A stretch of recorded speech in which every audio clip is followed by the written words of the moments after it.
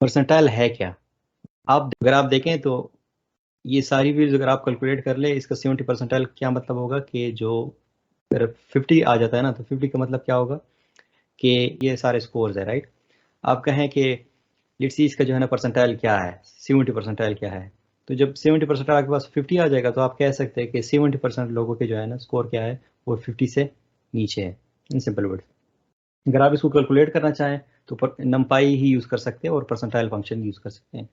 अगर मैं कह दूं कि ये क्रिकेट के स्कोर है लोगों के, जो आपके पास क्रिकेटर है, फर्स्ट बैटर आया उसने ये किया, second, third, fourth, fifth, six, seven, eight, nine, 10। अब ये हमारे पास स्कोर लोगों के हैं, मैं चाह रहा हूँ कि 70% का मुझे बता दें कि वो क्या है। तो अगर मैं इसका परसेंटाइल कैलकुलेट करूंगा तो वो कैसे आएगा, स्कोर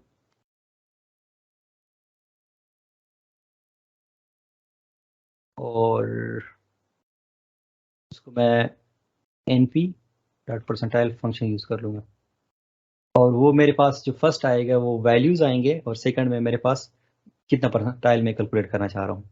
फर्स्ट में क्या आ जाएगा, स्कोर आ जाएगा, सेकंड में क्यू में आपके पास 70 लीड सी, अगर आप परसेंटाइल कैलकुलेट करना चाहें। 70% लोग ऐसे हैं जिनके स्कोर ना 50 से नीचे है।